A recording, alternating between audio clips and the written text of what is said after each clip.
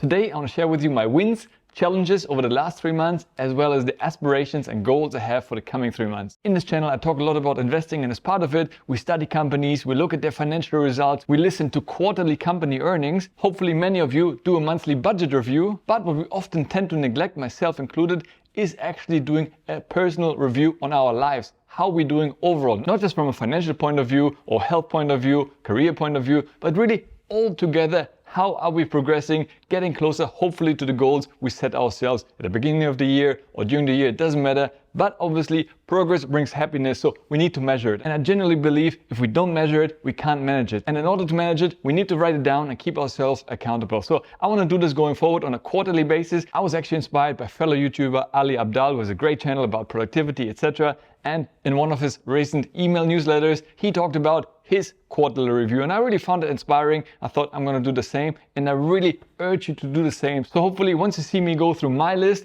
maybe you will start doing your own list and check in every 3 months. So without further ado, let's get started. So to start off with, let's focus on the positive things, my wins for the last quarter. And obviously the biggest one here is very clearly it's been my wedding, which was arguably one of the greatest moments in my life, to see really all my friends, family in one place, and of course my amazing wife, who, lucky for me, said yes to me at the altar. So I was really excited. But yeah, honestly, it was a huge thing. I was personally against marriage for a long time, but then I met her, it changed my life. So emotionally, it was a huge decision, and I'm really happy. Actually, we just passed our 1 month anniversary, still married, so very happy. I can really recommend it. But yeah, also from a financial point of view, right? Usually weddings these days get larger and larger, and depending on how many people you invite, we did it overseas, just outside of Barcelona. So really, it was a big financial commitment, but in hindsight, I really think it was the best money we ever spent. We said we don't regret a single euro, because we had amazing 3 days with all our friends and family, loved ones, closest. They had such an amazing time. As I said, really, this is a once in a lifetime, hopefully. So really, we enjoyed it so much. It was such a memorable moment to really have everybody together. So honestly, money well spent. My second big win for the quarter actually has to do with YouTube, that I finally crossed 1,000 euros in income from my YouTube channel. Now that includes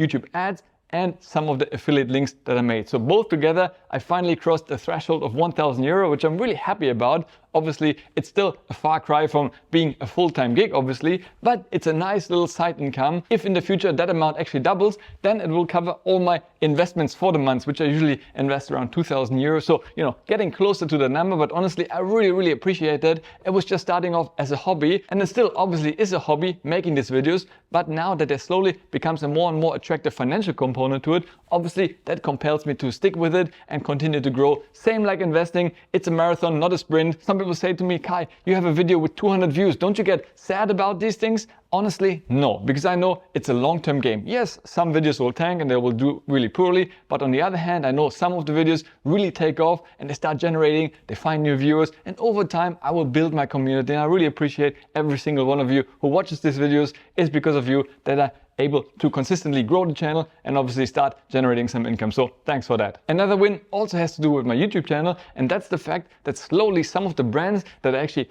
talk about on this channel, that I worked with myself, that I like myself, started reaching out. Especially when crypto was hot, there were so many random dodgy brands reaching out, and I always rejected them, even though financially it might be attractive, but I only want to partner with people and products and services that I genuinely enjoy myself and use myself. So now slowly some of them are reaching out, so I'm really quite excited, and more of it to come in the future. Obviously for now these are not sponsorships. Sponsorships are usually when you have a larger channel, more views consistently, then they will sponsor you for a video. They will pay you a certain amount to make that video. For now these are more affiliate agreements. Basically once you click on a link, I will get a certain amount of money back. At the same time, you obviously get a benefit for using my link. So that's really cool, because it's a win-win scenario. I like these kind of deals where there's also something in it for you and for me as well. So I think this is really cool, and honestly some cool brands which I'll talk more about in the future. And once again, those things coming out of the YouTube channel. So that's really amazing to see how it slowly gets traction. The next wins are related to my health, and the first one here is that I finally finished my first half marathon. Now, it was not a race, it was actually a practice run, but I finally did manage to run 21.2 kilometers in under 2 hours. Now, I know it's not the fastest time, but just covering the distance for me, I was really excited about it, because usually I run around 10, 11 kilometers. And honestly, I thought it might be even harder And it was quite easy until I got to kilometer 15 or 16.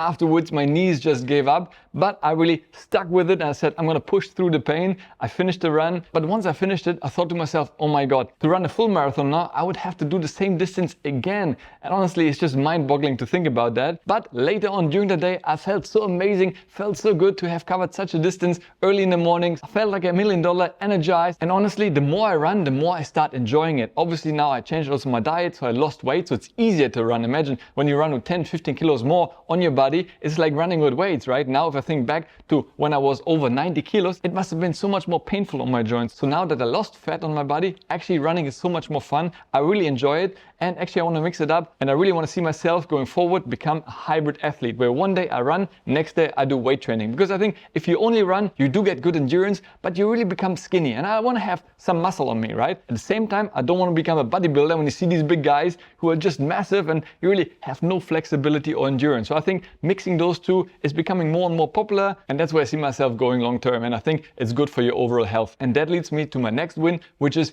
sticking with my gym routine, because I said at the beginning of the year I want to exercise at least 5 times a week, and I think it's so important, not just for your body. I understand a lot of people think when you work out you're just so obsessed with how you look, and obviously it's one component, right? I don't think any one of us minds to look a little bit better when people compliment you, that you look younger, fresher. Now so many people say, wow, Kai, you look so much younger than you looked 3-4 years ago. And I mean, of course, that's amazing to hear. But at the same time, I do this also to stay mentally sharp. And let's be honest here, how many successful CEOs or business owners do you know that are really obese? Hardly anyone, right? Look at all the big leaders in the world, successful people. Hardly any of those I know are really obese. All of them stay in relatively good shape. It doesn't mean that they have to work out 7 times a week and that they have 6-pack abs, but they do pay attention to their health, because otherwise, if you neglect it, overall, your cognition, your mental capabilities are going down and will impact your decision making as well. So for me, that's why I place so much importance on my health and exercise, to be mentally sharp. Now on the flip side, of course, it doesn't mean just because you're super healthy and you exercised well, etc., that you're gonna be successful in business, right? But I do believe by being healthy and looking after yourself and sharp, you're probably gonna be disciplined and you have certain routines that are good for you in place. So it increases the odds that you're gonna be successful in business as well. On the other hand, if you live a super unhealthy life, go out drinking with the boys every night, eat pizza, ice cream late at night, most likely it's gonna impact the way you function the following day. So once again, obviously I know people also who can still succeed under these circumstances, but I just prefer being healthy overall and tilting the positive odds into my favor. Another win for the last quarter was really sticking with my dividend investing routine. Every single week for the last 3 months, I've been investing the same amount of money into my various dividend growth stocks. And I'm really excited about this, and I can now see how it slowly starts to compound. I'm getting close to 600 euros per year in dividend income, which once again is still obviously very small amount, less than I made with YouTube last month, for example. But once again, that's a slow compounding process, and you gotta stick with it, investing regularly. And of course, sometimes it's tempting. Usually I buy my stocks on the Monday, right? And then let's say the Monday the stock market opens in the US and stocks are going up, and you sit there and look at it and say, the stocks are going up, maybe I should wait until another day. Sometimes this is really a strong day, then I might wait until Tuesday or Wednesday. But either way, I will commit to buying that particular week. So if I really see a very strong Monday, which can happen if, for example, inflation data comes down or some other positive news for overall macroeconomic environment, then it might happen that the market goes up on that day. But at the same time, I really try to dollar cost average and not time the market. So I really force myself in any given week to invest my money. So not to time too much and just go for it and invest in the companies that I've done my homework on, and I believe that long term they will grow their dividends and obviously the value of the company as well. And the last one was a real privilege to meet and greet the President of the United States, Mr. Joe Biden. It was really amazing to meet him in person, shake his hands. He even cracked a joke when I saw him, so it was really epic. That was during the NATO conference when he was personally in Vilnius, Lithuania. So it was an amazing experience, and yeah, something I will definitely always remember. Right, with this, let's move over to the challenges. Now, Ali Abdaal called it losses. In my eyes, I would call it challenges, because I don't think it's really a loss. It's just something for me to focus on more, to work on more, because I think these things are important. And starting off with, once again, because it's so important for me, is the topic of health. And here we start with 10,000 steps per day, which is kind of a number. A lot of people say there's no scientific reason behind why you should walk 10,000 steps a day, but overall, people agree that it can be very beneficial, because while I exercise a lot, you can exercise a lot in the morning, you do your 1 hour or 1.5 hours, but if for the rest of the day, all you do is sitting in front of the computer and don't move your body at all, actually it's not very good. You should really spread it out over the day. So my goal is to walk 10,000 steps throughout the day, consistently every single day. Just get your body moving, right? Even it's better not to exercise or go to the gym, but just move your body. So I really think it's important. I have a step tracker obviously on my watch and on my phone, so I can see in the evening, how many steps I did. And sometimes I really force myself to go for a walk with my dog just to catch up on the missing steps. So I've been doing a good job, but still few days during the week when there's really a lot of meetings going on or a busy day that I don't get to the target. So I really want to do this every single day without exception. The next challenge I had was the lack of sleep. So obviously in summer it's even more challenging because there's so many temptations in the evening, even though I'm not going out to party or anything, but there's still sunlight in Vilnius up to 10:30 in the evening. So it makes it really hard to go to bed at 10 o'clock when it's still sunny outside, right? So that's something I've been struggling a little bit. I'm very good with sticking with my 6 a.m. wake up routine. On the weekend, it can be 7 or 8, but never 10 or 11 what it used to be. So I'm really happy with my morning wake up routine. I stick to that. But sometimes in the evening, going to bed, which normally should be 10:30 to get my 7.5 hours sleep, I tend to push it out to 11, 11:30 sometimes, even 12, which then leaves you with 6 hours sleep, which for me personally, I feel definitely affects my cognitive functionality. So I really try to have at least 7 solid hours of sleep every single day. Then I can really function at my peak level. So that's something I need to do a better job of going forward. And the last challenge has to do with stretching. I love exercising. As I said, I like running, lifting weights, etc. But the whole thing afterwards of stretching and cooling down, I always neglect it. I'm short of time and I just skip it. But honestly, I feel more and more as you age, obviously, the importance of being flexible. I mean, I can't even touch my toes when I bend down. I don't know if you can. If you can, great job. But a lot of men struggle with this. So I really want to make an effort to go regularly, at least once or twice a week, to yoga classes just to become more flexible. And at the same time, I used to do a weekly Thai massage. I love Thai massage because they really break you, but in the process, actually it's really good. You loosen up your muscle tissues, your fibers. So I want to go back to that, doing that on a weekly basis, at least once a week, to really become, loose and flexible. Some of the big guys I see in my gym, they struggle putting on their shoes because they're so bulky and inflexible. And for me, that's not really inspiring. So I really want to work on my flexibility. Another challenge I have is reading too much news. And I always advocate for reading less news. And I think overall, I do read less news than many other people because some of people over-obsessed with reading news all day, every day. So I really try not to do it first thing in the morning. And I'm quite good at that. I usually start reading news around 11 a.m. or after lunch. So that's good. But then I sometimes do the same again before I go to bed. And I think that's really such a bad habit to have. So I really try to cut it out. But yeah, I'm getting sucked into this. Now recently having signed up to Revolut Ultra, I get Financial Times for free, and I think it's so much better. I really like the publication. There are less of these kind of dramatic headlines and really more market focused and more neutral approach to news reporting. So I enjoyed it, but at the same time, I still find myself going down the Twitter rabbit hole. So yeah, sometimes reading those negative news before sleeping also messes with your sleep. So I really want to make a better job of cutting down and only consume news once a day, throughout lunch. Obviously you need to read the news, right? You can't be oblivious to what's happening in the world, but I think once a day, couple of news sources, good news sources, should be more than enough. And talking about news, another challenge that I had was being consistent with my own newsletter. I really want to do a better job of sending it weekly. Every Sunday, I want to send newsletters to all of you who have subscribed. And if you haven't subscribed yet, then please use the link in the description below. If you sign up, you will actually get access to my free monthly budget review and net worth tracking template. Because I really think email is the most intimate kind of conversation you can have, because all those platforms are great to have. I'm super grateful for my community on YouTube and other places, but email is kind of your own property, right? Once you have a direct relationship through email,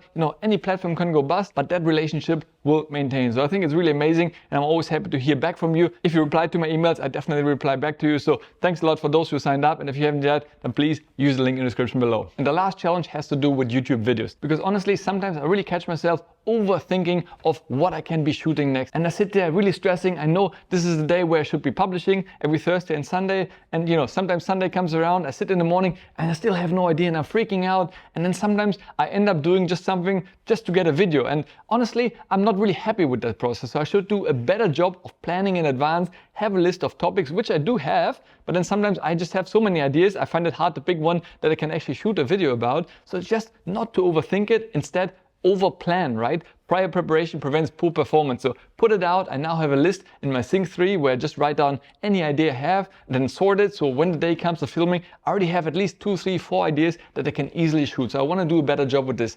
At the same time, sometimes when I have a good idea or just want to do a random video on a Monday or Tuesday, which is not planned, let's say, I catch myself not doing it because my studio is not set up. Now you have to imagine I live in a big loft together with my wife, and this obviously doesn't always stand around and look as it does today. It takes me around 15-20 minutes to set everything up. So if I have a good idea, I come home in the evening, obviously my wife might be home. I don't want to just set it all up, then film it and then remove it as well. So sometimes that barrier is holding me back from making a video. While at the same time, I look at YouTubers like Meet Kevin, for example, who literally shoots a video while being in Starbucks waiting for his coffee. And for me, that's really inspiring to see. I sometimes over-engineer and want to make sure everything looks perfect, the lighting is great, but at the same time, you're holding yourself back from putting content out that potentially new viewers might see and they might resonate with the content, sign up, subscribe, etc. So I think I have to do a better job of just not overthinking things, have a good idea and just get the content out rather than over-engineering. I think already I let go of some of the editing. I used to spend hours of editing, and again, I really didn't enjoy the process, and right now I don't make enough money from my YouTube to have a full-time editor, which a lot of YouTubers do have, and I don't enjoy it too much, right? So I try to really keep it more raw, get the content out without over-editing. Personally, when I watch YouTube videos, I also enjoy more this raw, direct connection with the creator rather than Mr. Beast style, which for me is way too fast-paced, too many edits and just overwhelming. So again, different people have different preferences. I know a lot of people like that, but I do think also a lot of people appreciate, raw content directly from the heart. And yeah, so that's something I want to do a better job of going forward. And lastly, let's talk about my aspirations for the next 3 months. So the first one here has to do with reading. Now I love reading. I've been doing a lot of reading in the past, but then obviously life happens, things change, you lose your routine. And I started listening to a lot of podcasts, and I love podcasts. I listen always in the morning, on the go, etc. But now recently, due to my wife who loves reading, I've been rediscovering the pleasure of reading. And I really think if you read a written word, it just hits differently than when you hear it. I don't think one is better than the other. I think there's value in both. Having an audible version is amazing on the go. You can listen wherever you are. At the same time, if you really sit down and read a book and just zone into it and focus on it, you do have a different way of comprehending things, and it just hits deeper, at least for me. And now I really force myself every night to read a book before I go to bed. As I said, less news, instead read a good self-development book or a biography of a successful person that really inspires me. So when I go to bed, that's the last things that I think about, and hopefully digest these thoughts overnight. So yeah, that's my goal. I actually just recently stopped all my streaming services. I have no more Netflix, Apple TV, etc. I stopped all of it, which saves me a bit of money. And at the same time, I don't have distractions of watching and binging movies all night long. That way I can stick to my sleeping routine, and I manage just before sleeping to get a couple of pages of my book done and just make it a habit in the routine. It doesn't mean I have to read half an hour every night. If it's 10 or 15 pages, so be it, right? But if you get into the habit and the routine, hopefully it sticks over time, and definitely you will get some great insights from it. Next aspiration I have is to run 2 half marathons a month. That'd be really amazing, just to practice running such a long distance, because my goal is for next year to run a full marathon. And as I said, after doing my first half marathon, I couldn't imagine running the same distance twice, but I do believe if I run this distance more often, my body gets used to it, adjusts to it, and then whenever I do run a full marathon, it will be much easier on my body. So yeah, that's something I really want to do, and I think as long as it's warm here in summer, it should be much easier than, of course, come October, November, when it's really cold outside, because running on the treadmill is not that much fun. The next aspiration has to do with YouTube, and that will be to have 3 weekly YouTube videos delivered to you. Now I know that's a big challenge, and I'm not 100% sure I can actually manage to do it, because I obviously do have a full-time job. Monday to Friday I work 9-10 hours a day, so obviously it is tough to squeeze in 2 videos. And some of the people I speak with, they're really amazed that I already managed to make 2 videos a week. Some of them struggle even with 1 video a week, so I'm happy that I managed to stick with 2 videos a week. But of course I know if I had the 3rd video a week, it would be even more eyeballs out there, higher chances of getting new viewers in. So I know quantity definitely matters on YouTube. So I know it's a really ambitious goal. I might try it for a while and see how it fits. Obviously, if I do already right now Thursdays and Sundays, it would make sense to do a 3rd video on Tuesdays. So then there would be less breaks in between videos. But of course, I'm really interested to hear from you what you think about this idea. Do you think 2 videos a week are enough? Or do you think I should really start working on 3 videos a week? Let me know in the comments below. And the last aspiration I have for the next 3 months is actually to figure out what I want to do with my life next year. Because next year is going to be big changes in my life. I want to change something up. I'm not getting younger. I just got married. Eventually, we're going to start building our family. So I think now is an amazing time to really do something new in your life, with your business, with your career, etc. So I'm quite keen to change something massively in my life and career. So I'll let you know in the future. But first, of course, I need to figure it out for myself what I want to do, because I have so many different interests, so many areas where I could take my career, my job, my business. So yeah, I really need to find the time to sit down and really be clear of what I want to do with my life, how I can use my skills that I've developed over the years in my job, obviously now with YouTube, making videos, creating content, and how I can bring it all together to really generate something useful for the people out there that I can obviously later on also monetize, because of course